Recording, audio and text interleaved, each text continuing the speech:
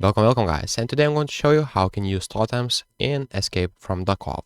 So there's two ways how you can get the totems, and after that I will explain how you can use them. So basically, if you go down right here from the bunker, you can trade and eventually get a random totem.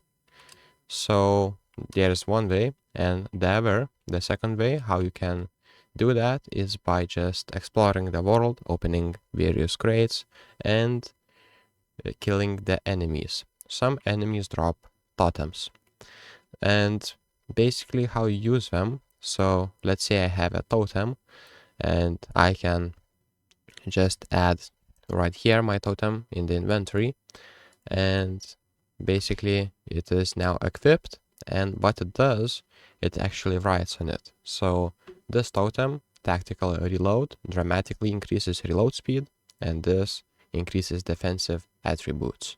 So I get these